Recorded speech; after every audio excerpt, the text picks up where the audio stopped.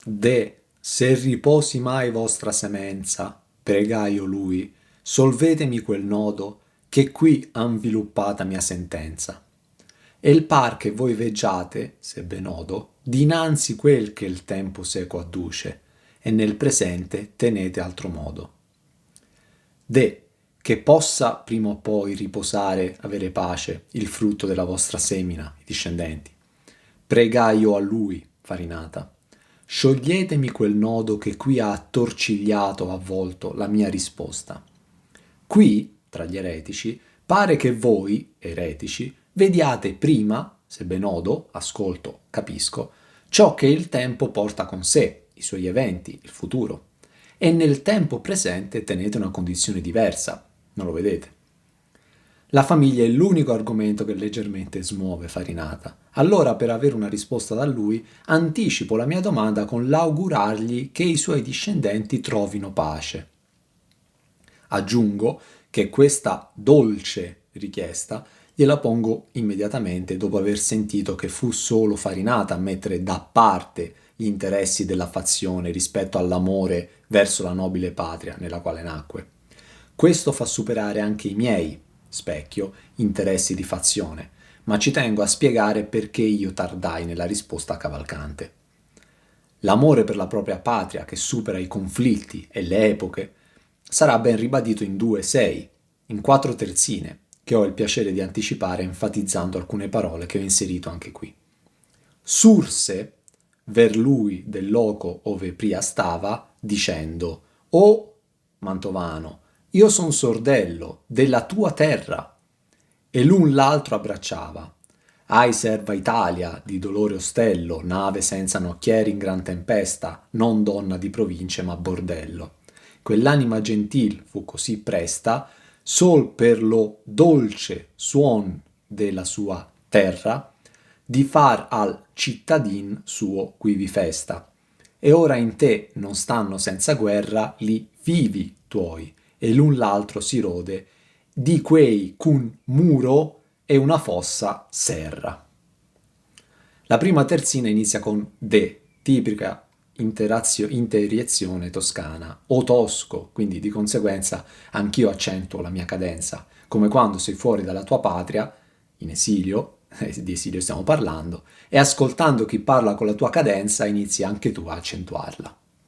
Solvere il nodo come nella Vita Nova 12-17, questo dubbio io lo intendo solvere e dichiarare. Per riportare la definizione di sentenza data da Tommaso nella Summa Theologiae, la conclusione del sillogismo relativo alle cose che si possono fare è un atto razionale ed è chiamato sentenza o giudizio perché segue la scelta.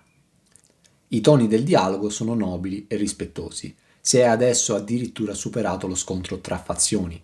Prima lui mi ha detto: "E se tu mai nel dolce mondo regge, dimmi." E mi ha fatto la domanda.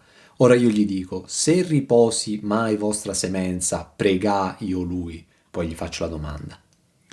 La preghiera, che in questo caso io vivo, faccio un eretico che crede l'anima morta col corpo, l'abbiamo già incontrata solo un'altra volta in un caso ancora più complesso, dove la dannata Francesca, anche a nome di Paolo, in 1,5 pregherebbe Dio per la mia pace. Se fosse amico il Re dell'universo, noi pregheremmo Lui della tua mia pace. Poi cai che ho pietà del loro mal perverso. La richiesta è delicatissima. Farinata soffre per i suoi, allora io prima di porgli la domanda gli auguro che prima o poi la vostra semenza, i vostri discendenti riposino, se riposi mai vostra semenza. Lo so che quel popolo è sì empio in contra miei, ai suoi, di Farinata, e ciò lo fa soffrire, quindi gli auguro che questa impietà finisca. La mia preoccupazione è quella di sciogliere quel nodo che ha attardato la mia risposta cavalcante, un'attesa che questo non riuscì a sopportare e ricadde giù supino. Insomma, la questione è, se capisco bene, se ben odo, sembra che qui possiate vedere il futuro. Tu, Farinata, mi hai appena predetto che ma non 50 volte fia sarà raccesa, eccetera. Però il presente non riuscite a vederlo. Nel presente tenete altro modo, dato che Cavalcante non sa che suo figlio oggi è ancora vivo e per un mio ebbe ha creduto che fosse morto. Se ben odo, dove i sensi quale il vedere e il sentire sono spesso accomunati con il capire, un capire con gli occhi e con le orecchie. Dinanzi quel che il tempo seco adduce, cioè dinanzi, prima, in anticipo, ciò che il tempo adduce, porta seco, con sé. Insomma, vedete in anticipo il futuro. Però, per ciò che riguarda il presente, la vostra condizione è diversa, non lo vedete, nel presente tenete altro modo. Noi veggiam come quei c'amma la luce le cose, disse, che ne son lontano, cotanto ancor ne splende il sommo duce. Quando s'appressano o sono, tutto è vano, nostro intelletto, e s'altri non ci apporta, nulla sapem di vostro stato umano. Noi vediamo le cose che ci sono lontane come quelli che hanno una luce vista non buona, disse Farinata, fintanto che il sommo duce, il sole, Dio, le illumina, sono vive sulla terra. Quando sono vicine alla vita oppure sono proprio vive, il nostro intelletto, vista, è tutto vano, vuoto. E se altri che arrivano qui non ci portano, aggiornandoci, le novità sul presente, non sappiamo nulla del nostro stato umano di vivi sulla Terra. Qui diventa interessante il fatto che oltre al rogo rappresentato dalla fiamma che circonda la tomba, chi non credeva nel futuro dell'anima sprovvista di corpo, adesso riesca a vedere con l'anima il futuro, ma non il presente. Intanto chiarisco un dettaglio che forse potrebbe esserti sfuggito. L'anima sopravvive al corpo? Sì. Questi sono gli eretici delle correnti epicuree, che erroneamente pensano il contrario. Ma già da 1.1 scrivo, alle quai poi se tu vorrai salire, anima fia sarà a ciò più di me degna. Quindi l'anima cortese mantovana di Virgilio, 1-2, mi lascerà un'altra anima, che evidentemente sono sopravvissute al corpo. Queste sono le anime degli eretici che pensavano il contrario, e infatti sono morti col corpo, e la loro anima ancora è qui che sta soffrendo e soffrirà ancora di più quando riacquisirà il corpo nel giorno del giudizio universale. Ma nell'estrema accuratezza della scelta dei miei vocaboli, queste anime eretiche, io non le chiamo mai personalmente anime. La parola anima in questo canto compare solo appunto nell'endecasillabo che l'anima col corpo morta fanno, mentre riferendomi esplicitamente a loro, in questo canto li chiamo la gente che per li sepolcri giace, un'ombra lungo questa infino al mento, ma quell'altro magnanimo a cui posta. Dissi, or direte dunque a quel caduto, per ch'io pregai lo spirito più avaccio. L'anima di Virgilio che mi sta guidando è definita da Beatrice in 1-2 o anima cortese mantovana, e a sua volta, ripeto, Virgilio definì l'anima di Beatrice in 1-1, alle quali poi se tu vorrai salire, anima fia sarà a ciò condurti nei cieli più di me, Virgilio degna. I dannati che scendono all'inferno sono definiti in 1-3 anime prave, mentre io che sono vivo, sia letteralmente che allegoricamente, sono definito, sempre in 1-3, anima viva. Tornando alla coppia di terzine che sto analizzando, noi eretici vediamo male come se ci fosse poca luce le cose che ci sono lontane. Attenzione, loro sono morti e sepolti, tra l'altro. Quindi le cose lontane da loro sono, anche geograficamente parlando, come sempre, le cose vive. E infatti lui stesso, che le cose che dice lui stesso che le cose che s'appressano o son vive, non le vedono, per il loro intelletto, di nuovo vedere e capire, tutto è vano. La mia risposta cavalcante fu piena, ma lui non capì, perché in quanto stavo parlando di un vivo, il suo intelletto riguardo a ciò tutto è vano. Tali epicurei hanno l'intelletto vano, vuoto, in contrapposizione al mio pieno su ciò che riguarda la vita, letteralmente e allegoricamente. Non dice però vive, ma esattamente cotanto ancor ne splende il sommo duce, e quindi fintanto che il sommo duce le illumina, splende su di loro. Letteralmente, quindi, finché sono sulla terra, dove appunto il sole splende, ma allegoricamente, finché sono illuminate dal sommo, il più alto, duce, colui che conduce, e quindi il sole, 1-1, vestite già dei raggi del pianeta, il sole che mena dritto altrui per ogni calle. La prima terzina di questo canto è Or sen va per un segreto, calle, tra il muro della terra e i martiri, lo mio maestro e io dopo le spalle.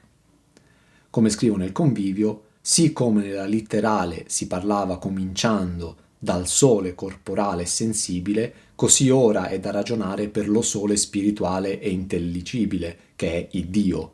Nullo sensibile in tutto lo mondo è più degno di farsi esempio di Dio che il sole. Insomma, gli eretici non le vedono, anzi, per essere precisi, tutto è vano, il nostro intelletto, le cose vive, e in quanto tali vicine a Dio. Guido dei Cavalcanti è ancora vivo, col corpo, sulla terra, quindi suo padre eretico, Cavalcante, dei Cavalcanti, non riesce a vederlo e sentendomi parlare di suo figlio al passato, crede che sia morto e dal dolore muore di nuovo, cadendo di nuovo nella sua tomba. Andando ancora di più nel profondo, il verso dice: quando s'appressano o son tutto è vano, e nel caso specifico il padre eretico non riesce a vedere il figlio in quanto sì, al momento del viaggio è vivo fisicamente, ma anche perché morirà fisicamente a breve e quindi non lo vede neanche nel futuro recente. Ripeto, quando s'appressano o son tutto è vano. Come fanno quindi a conoscere le novità sul presente? Quando altri gliele dicono, cioè quando, dato che i coperchi sono ancora levati, un eretico della loro setta si aggiunge alla loro tomba. Sarà detto anche tra poco in questo canto di come i dannati sappiano chi è dannato con loro, mentre, ad esempio, Stazio in Purgatorio chiederà di sapere dove sono alcuni uomini che Virgilio gli risponderà essere nel limbo insieme a lui. L'ultimo verso, nulla sapem di vostro stato umano, ti ricordo, è un verso pronunciato da un eretico condannato nel cimitero degli Epicurei coi suoi seguaci, anzi di Epicuro coi suoi seguaci. Però comprender puoi che tutta morta fia nostra conoscenza da quel punto, che del futuro fia chiusa la porta. Perciò posso, comprendere che sarà tutta, completamente, definitivamente morta la nostra conoscenza da quel punto, giorno del giudizio, che del futuro sulla terra sarà chiusa la porta, con l'ultimo giorno appunto. Detto ciò posso capire come con il giorno del giudizio morirà completamente la loro conoscenza, dato che loro possono vedere solo nel futuro, ma da quel punto, da quel giorno, non ci sarà più un futuro sulla terra. La parola morta compare qui per la seconda volta. La prima resta che l'anima col corpo morta fanno. Qui a morire la loro conoscenza. Tra l'altro è tutta morta, perché con la prima morte, quella sulla terra, dove lasciarono il corpo, gli è morta la conoscenza del presente. Ma con la seconda morte, dovuta al giudizio universale, la loro conoscenza sarà completamente, definitivamente morta, non potendo più vedere neanche il futuro. Punto è una parola che ritroveremo più volte. In questo caso quel punto è il giorno del giudizio universale. Già richiamato in questo canto, tutti saranno serrati, i coperchi delle loro tombe, quando di Iosafat qui torneranno coi corpi che lassù hanno lasciati. A rimarcare che quella sospensione è momentanea.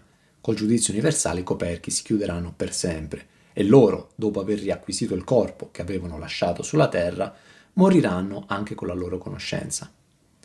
Insomma, quando erano vivi col corpo non credevano nel futuro dell'anima. Adesso sono sprovvisti di corpo e riescono a vedere solo il futuro e dopo il giudizio universale riavranno il loro corpo per sempre, insieme però alla loro anima, che resterà rinchiusa per sempre nella tomba che hanno all'interno del regno dei morti, e anche la loro conoscenza sarà morta, dato che vedono nel futuro, ma tale punto chiuderà la porta del futuro.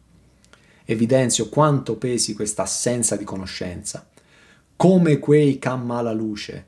Tutto è vano nostro intelletto e s'altri non ci apporta nulla sapem. Tutta morta fia nostra conoscenza. la chiusura causata dal giorno del giudizio dell'ultimo verso, che del futuro fia chiusa la porta, richiama appunto i versi iniziali di questo canto: tutti saranno serrati quando Dio s'ha fatta. Allor, come di mia colpa compunto, dissi: or direte dunque a quel caduto che il suonato ecco vivi ancor congiunto. E sì fui dinanzi alla risposta muto: fatei saper che il fei perché pensava già nell'error che m'avete soluto. Allora, sentito ciò, come trafitto dalla mia colpa, dissi: ora direte, spiegherete dunque a quel caduto nel sepolcro cavalcante che il suo, da lui, nato figlio, Guido, è congiunto, unito ancora con i vivi. E se io fui prima muto alla risposta, fategli, a cavalcante, sapere che lo feci, non risposi subito, perché pensavo, esitai mentre riflettevo, ancora all'errore, non sapere che loro non vedono il presente, che mi avete sciolto, spiegato. Allora, insomma, dopo la spiegazione ricevuta, mi sentii trafitto dalla mia colpa per come mi comportai in precedenza con Cavalcante, dato che, esitando nella risposta riguardo al fatto che suo figlio fosse o no ancora tra i vivi, gli portai così tanta sofferenza che descrivo come se morì di nuovo. Colpa che con un linguaggio giuridico non è dolo, è quindi, semplificando, il causare un danno senza l'intenzione di volerlo causare. Dato che tra i dannati che stanno vicini si parlano, e dato che loro due risiederanno per sempre nella stessa tomba in quanto appartenenti alla stessa setta eretica, e dato che del presente non sanno niente a meno che qualcuno li aggiorni, chiedo a Farinata di aggiornare Cavalcante riguardo alle condizioni di suo figlio. Cavalcante continua a non chiamarlo col suo nome, ma mi riferisco a lui come quel caduto che il suonato, che ho chiamato in questo canto Guido. Caduto, in quanto morto, e anche in quanto poco fa, non avendo ricevuto la mia risposta, quando s'accorse d'alcuna dimora ch'io facea dinanzi alla risposta, supin ricadde e più non parve fora. Presta attenzione alla frase a quel caduto che il suo nato è covivi ancor congiunto. Quel caduto in quanto morto col fisico, morto con l'anima in quanto appartenente al regno dei morti e caduto in quanto appena caduto di nuovo fisicamente, allegoricamente, nella sua tomba. Poi si parla del nato del caduto, che infatti è suo figlio, nato da lui, nato da uno che adesso è caduto, ma, e arrivando al punto, del suo nato non dico che è vivo, ma è congiunto con i vivi. Spiego meglio perché si parla di dettagli, come sempre. Non è che Guido sia vivo, non lo scrivo. Neanche lui conosce il Cristo, che è la vita, è l'unico modo per vivere, dato che nessuno sale al regno dei vivi se non conosce il Cristo. Guido è congiunto, unito ai vivi, ma appunto non specifico che sia vivo. Procedendo con la spiegazione della seconda terzina, se io dinanzi fui muto alla risposta, insomma se io prima non risposi, rispondendo, appunto, quando s'accorse d'alcuna dimora, qui muto, ch'io facea dinanzi alla risposta. L'attenzione al dettaglio, in quanto prima scrivo che Cavalcante si accorse di qualche dimora che io facevo, e quindi per questo ricadde, dato che non c'era più il mio ritardo nella risposta, è diventata un'assenza di risposta e quindi adesso scrivo che a quella risposta fui muto. Ci tengo che, adesso che io sono stato aggiornato sul loro stato, che Farinata aggiorni Cavalcante dello stato di suo figlio. Ci tengo perché mi sento compunto dalla colpa adesso che ho capito l'errore commesso. L'usare il passato facendogli capire, cioè l'usare il presente facendogli capire che quel passato significasse che adesso suo figlio non è più tra i vivi. Questo fraintendimento adesso lo so, è dovuto dal fatto che loro non riescono a vedere nel presente, ma solo nel futuro. Quindi, ripeto, non vedranno più niente una volta che non ci sarà più il futuro sulla terra, dopo il giorno del giudizio universale. Non fiere gli occhi suoi lo dolce lume? Sempre restando sul livello letterale, perché a livello allegorico la risposta di Cavalcante riguardante il figlio apre un mondo, un altro. Come? Dicesti egli ebbe? Non vivelli ancora? Non fiere gli occhi suoi lo dolce lume? Un ultimo appunto su tutti quei se che fanno parte dei dialoghi di questo canto. Qui c'è l'ultimo e sì fui dinanzi alla risposta muto.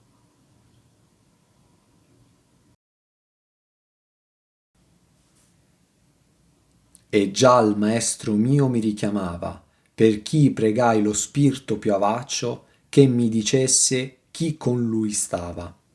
Dissemi, qui con più di 1000 giaccio, qua dentro è il secondo Federico, e il cardinale, e degli altri mi taccio.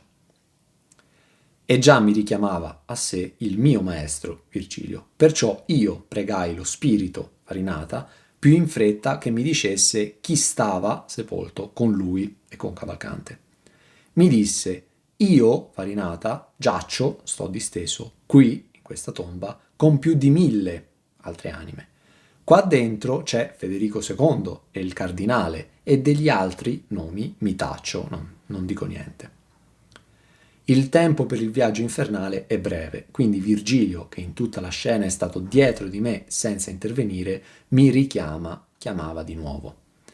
Era da troppo tempo che stavo in mezzo a quegli eretici dai quali proprio Virgilio mi aveva spinto. Adesso basta, è tempo di superarli.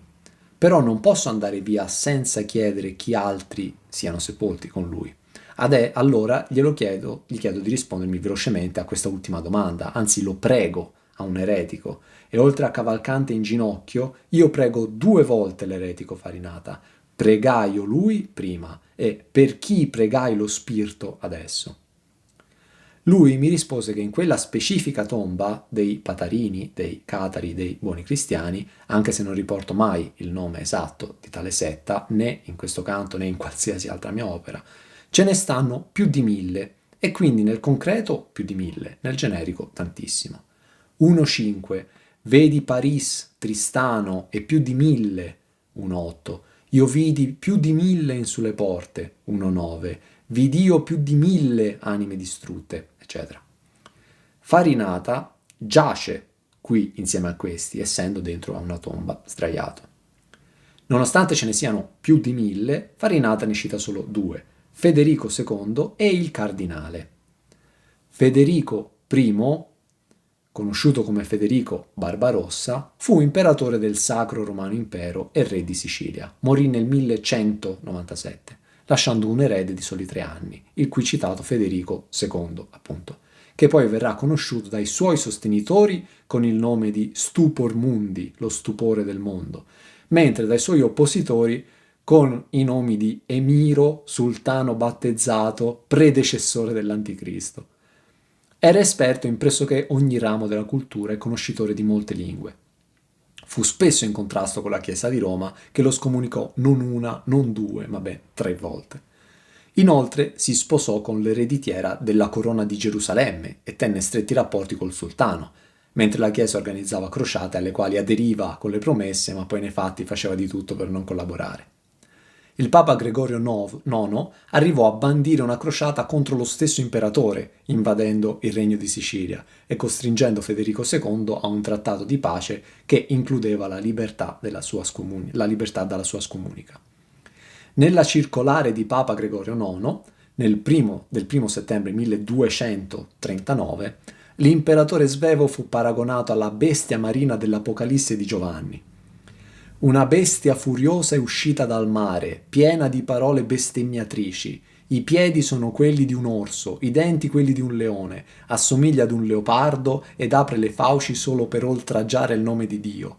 Non teme neppure di scagliare insulti contro il tabernacolo divino e contro i santi che abitano nei cieli. Con gli artigli ed i denti d'acciaio vuole fare a pezzi il mondo e stritolarlo sotto i piedi. Per demolire la muraglia della fede cattolica da molto tempo ha preparato gli arieti. Smettete di meravigliarvi se alza contro di noi il pugnale dei suoi oltraggi. Colui che già si erge per cancellare dalla terra il nome del Signore. Invece, per resistere alle sue menzogne, con la verità manifesta e confutare i suoi inganni con la prova della parola, osservate la testa, il corpo e la coda di questa bestia, di questo Federico, di questo presunto imperatore. Ti cito un'altra lettera papale su di lui per farti capire come veniva descritto dalla Chiesa.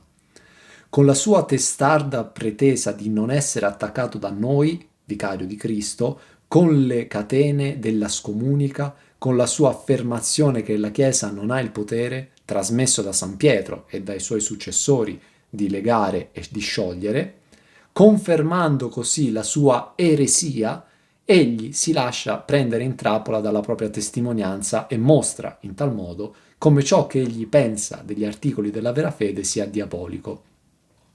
Questo re di pestilenza ha osato apertamente affermare, e ci serviamo delle sue stesse parole, che il mondo è stato ingannato da 3 impostori, Gesù Cristo, Mosè e Maometto, 2 dei quali sono morti onorevolmente, mentre Gesù è morto su una croce. Ha inoltre affermato, o piuttosto sostenuto, in modo menzognero, che quelli che credevano che una vergine avesse potuto mettere al mondo il Dio che creò l'universo erano tutti matti.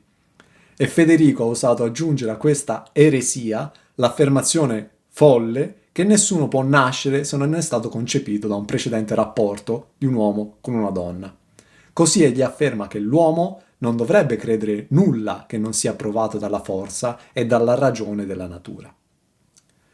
L'ennesimo conflitto dei comuni contro l'impero portò Federico II ad allearsi con alcuni comuni ghibellini. Federico II vinse tali conflitti e, dopo la vittoria a Cortenuova, nel 1237 inviò a Roma il Carroccio, il grande carro con le insegne della città, che le sue truppe avevano conquistato. Il dono infiammò gli animi del popolo romano, che mal sopportava il governo pontificio, e provocò un moto di rivolta che costrinse Gregorio IX a rifugiarsi ad Anagni. Dopo ciò, il Papa morì dopo poco. Fu eletto un altro Papa, che anche lui morì dopo poco, e poi fu eletto un altro Papa, Innocenzo IV, che scomunica per la 3ª volta il nostro Federico II. A quale setta eretica aderisse Federico II? Beh, è nella stessa tomba di Farinata, condannato per essere patarino, cataro, quindi lo è anche lui. Nel De Vulgari Eloquentia 1.12 scrivo: e certo quegli eroi luminosi, Federico, imperatore, e il suo degno figlio Manfredi, spandendo la nobiltà e la dirittura del loro spirito finché la fortuna lo permise, perseguirono ciò che è umano, sdegnando ciò che è da bruti. Per questo quanti erano nobili di cuore e ricchi di qualità si sforzarono di restare vicini alla maestà di principi tanto grandi, sicché ai loro tempi tutto ciò che partorivano gli spiriti qui insigni fra gli italiani vedeva la luce nella reggia di quei sovrani. E poiché il trono regale era in Sicilia, accadde che tutto quanto i nostri predecessori producessero in volgare si chiamava siciliano. Ciò che teniamo per fermo anche noi, e i nostri posteri non potranno mutare. Riguardo al secondo nome fatto da Farinata, il cardinale, la faccenda si complica. Farinata fa 2 nomi di 2 ghibellini. Sì, un cardinale ghibellino. Un altro paradosso. Un cardinale, uomo di chiesa, che supporta l'impero. Questo fu il comportamento ambiguo del cardinale Ottaviano degli Ubaldini, al quale è attribuita una frase che suonava più o meno così: se l'anima esiste, io l'ho persa per i ghibellini. Così, in poche parole, oltre a palesare la sua parte ghibellina, era un Ubaldini, mette in dubbio anche l'esistenza dell'anima, in ottima compagnia con Epicuro, con tutti i suoi seguaci che l'anima col corpo morta fanno. Ce ne sono più di 1000, come al solito, di dannati, ma ripeto che il ghibellino Farinata fa 2 nomi, quello di un imperatore che aveva i ghibellini dalla sua parte e quello di un cardinale che, nonostante fosse tale, era di famiglia ghibellina e ghibellino lui stesso. Indi s'ascose, e io inver l'antico poeta volsi passi, ripensando a quel parlar che mi parea nemico. Egli si mosse e poi, così andando, mi disse: perché sei tu sì smarrito? E io li soddisfeci al suo dimando. Qui, dopo ciò, si nascose e io volsi, diressi, i passi verso l'antico poeta Virgilio, pensando di nuovo a quel parlare, quelle parole che mi parevano, sembravano nemiche contro di me. Egli, Virgilio, si mosse e poi, così andando, mentre si muoveva, mi disse: perché sono tu, io, così smarrito? E io lo soddisfai nella sua domanda. Farinata giace lì. Mi dice, con più di 1000 altri, tra cui Federico II, il cardinale, e di altri non fa i nomi. Dopo finisce per sempre il suo intervento. Anche la sua uscita di scena è di grande rispetto, s'ascose. Questo verbo non deve passare inosservato, deriva dal latino abscondere e quindi abs, via da, e condere, riporre. Ma soprattutto l'abbiamo già trovato in un passo fondamentale del canto precedente. Questo è il continuo, ed è anche il continuo del significato. In 1.9 scrivo: o voi che avete gli intelletti sani, mirate la dottrina che s'asconde sotto il velame dei versi strani. E qui ad ascondersi non è la dottrina, ma è Farinata, nell'esatto momento nel quale tace sui nomi degli altri patarini, buoni cristiani, epicurei, catari, che stanno con lui. Questa dottrina eretica si nasconde nei versi strani di quel canto, di questo canto e probabilmente di tutta la commedia. Con questo non sto dicendo che io sono fedele della dottrina di Farinata? Se lo fossi non potrei di certo dirlo, dato che è considerata eretica, ma soprattutto dopo questo incontro io la supero, anche fisicamente, e lì non tornerò più, mi salverò, io, loro no. Anzi, col giudizio universale loro soffriranno ancora di più, ma ti sto facendo notare come tale dottrina, insieme al paganesimo, insieme ad altro, costituisca la dottrina che si asconde nei versi strani. Tale uscita di scena di tale personaggio, in Dissascose, è decisamente diversa da alcune precedenti o future. Per fare qualche esempio, 1.6, Ciacco, li diritti occhi torse allora in biechi, guardòmi un poco e poi chinò la testa, cadde con essa a par degli altri ciechi. 1.8, Argenti, allor distese a lembo le mani, perché il maestro accorto lo sospinse, dicendo via costà con gli altri cani. Finito l'intervento di Farinata, io mi rivolgo verso Virgilio, che chiamo esattamente antico poeta. Proprio dopo che del figlio di Cavalcante scrivo colui che attende là, antico poeta, per qui mi mena, forse cui Guido dei Cavalcanti vostro ebbe a disdegno. Insomma, questo brevissimo incontro con tale eresia l'ho avuto perché Virgilio mi ha menato qua, girando a destra invece che a sinistra, ricordo, e si conclude di nuovo con me che rivolgo i miei passi verso Virgilio e poi andiamo verso destra. Verso sinistra. Mentre vado verso Virgilio, ripenso a quel parlare che mi sembrava nemico. Nell'ultimo intervento Farinata dice con chi sta insieme. Non è nemico in questo, quindi faccio riferimento alle sue parole precedenti rivolte nei miei confronti, soprattutto a quell'endecasillabo, ma non 50 volte fiera accesa. Ciò è confermato dal seguente: la mente tua conservi quel cudito hai contra te. Virgilio si mosse, niente di strano, è un continuo movimento, seppur interrotto durante gli incontri. Però questo si mosse crea un distacco con tali eretici, che lasceremo lì mentre noi proseguiremo, e contrasta con la staticità che ha avuto Farinata durante l'incontro. Virgilio, che sa ciò che penso, comunque mi fa una domanda e lo fa per stimolarmi alla risposta. Infatti già in questa terzina anticipo che gli risponderò. Vedendomi camminare pensieroso mi chiede: perché sei tu così smarrito? Perché proprio io sono così tanto smarrito dopo l'incontro e lo scambio verbale con Farinata. Smarrito è una parola fondamentale, ce la portiamo dietro dai primi versi dell'opera, quando la diritta via era smarrita, ripetuta in un fondamentale passo di 1-2 detto da Beatrice a Virgilio: l'amico mio e non della ventura, nella diserta piaggia è impedito, sì nel cammin, che voltè per paura, e temo che non sia già sì smarrito ch'io mi sia tardi al soccorso levata, per quel ch'io ho di lui nel cielo udito. Or movi e con la tua parola ornata, e con ciò che a mestiere al suo campare l'aiuta sì che ne sia consolata. Il mio essere smarrito è ripetuto per la terza volta in 1.5, dove la situazione è simile, e il mio smarrimento arriva non solo per la mia personale vicinanza a tale errore, lì peccator carnali, qui eresia, ma è esattamente seguente proprio a un altro elenco di nomi che scopro essere dannati proprio in quel luogo. Poscia che io ebbi il mio dottore, Virgilio, udito, nomar le donne antiche e i cavalieri, pietà mi giunse e fui quasi smarrito. La prossima ricorrenza del mio essere smarrito la ritroviamo in 1.13 e ci tengo a anticiparla perché anche lì la situazione presenta un mio star fermo o tornare indietro. Io sentii ad ogni parte trarre guai e non vedea persona che il facesse, perch'io tutto smarrito m'arrestai. La mente tua conservi quel c'udito hai contra te, mi comandò quel saggio, e ora attendi qui, e drizzò il dito. Quando sarai dinanzi al dolce raggio, di quella il cui bell'occhio tutto vede, da lei saprai di tua vita il viaggio. La tua mente, memoria, intelletto, conservi ciò che hai udito contro di te, mi comandò quel saggio, Virgilio. E ora attendi, aspetta, qui, e drizzò, puntò verso l'alto, il dito.